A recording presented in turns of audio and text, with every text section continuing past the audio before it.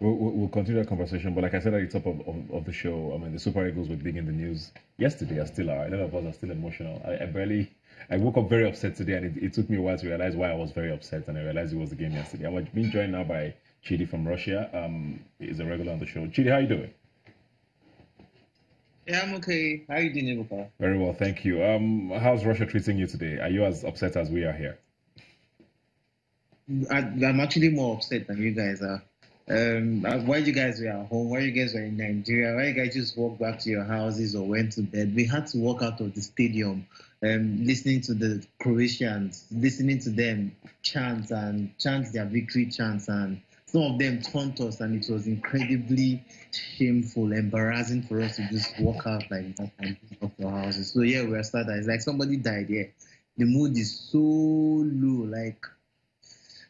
It's sad. But like I said at So the top sad. of the show, it's not a complete surprise. I mean, going by FIFA ranking, going by performances, and the quality of the stars in both teams, we should have expected a loss, right? And so it brings me to the mood in the camp. Now, I know you're not in camp with the players or as a whole, but I mean, what do you sense from Nigerians there, especially the Super Eagles? So while truly the Croatians are better than us, nobody has seen that. Um, the truth still remains that we expected the Super Eagles to play with some hunger, to play like they have come to the world. Did you watch the Iceland game against Yes, we did. Argentina? That's a team but nobody thought so was going to do well or do anything. But then they played with heart. They played like they deserve to be at the World Cup. They played like champions. As a matter of fact, considering we are five teams from Africa at the World Cup, we are an African champion. We should have played like champions. We didn't do that. Even if we had lost and the boys played well, people would still have been okay. There's hope for us. But how are we now going to beat? Is it the Iceland that drew Argentina or the Argentina has people like Messi? So there really isn't any positive. We played like we're not a team, and it was sad. It was very. That's the biggest deal. That was the most unfortunate thing for us. I mean, our next game is on Friday, of course, and between now and Friday, there's a lot of time. It's in a different city, of course. I don't know what the coach will have to be telling the players at this point to psych them up. But like you said, the mood is really low. But let's talk about Russia now as a whole. A lot of people in Nigeria did complain about, oh, we're not sure if we want to go to the World Cup because we hear all of these stories about Russia and racism and the fact that they're not very warm to foreigners. What's your experience been? So they are both right and they're both wrong. Perception is everything, and the perception that Russians are cold is actually true. They are cold because not just because of their weather, but they are naturally grumpy people. But then they have not, at least I've not experienced. They don't go out of their way to make you feel uncomfortable. For many of them, this is the first time they are going to be seeing black people. But so far, they've been very warm. They've been very welcoming to me personally.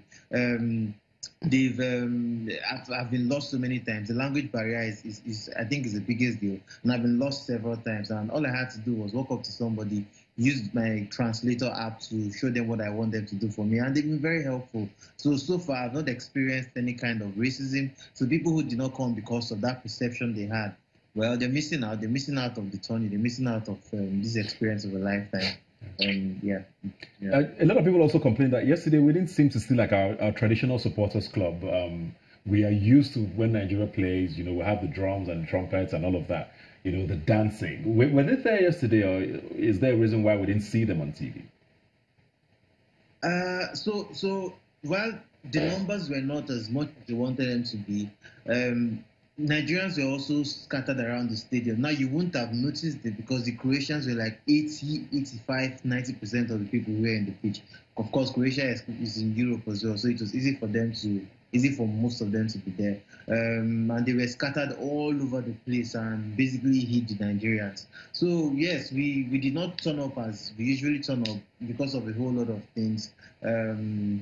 Probably logistics, probably some people were waiting to come for the Argentina and the Iceland game and all that. But then plenty of Nigerians were there in that pitch. They were there in that pitch. You just won't notice because Croatians were all over the place. Talking about like 90, close to 90% of the whole population of the stadium were Croatians.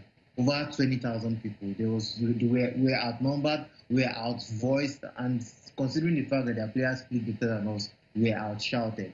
So it would have been very, very hard for us to have been seeing Well, as much as we usually.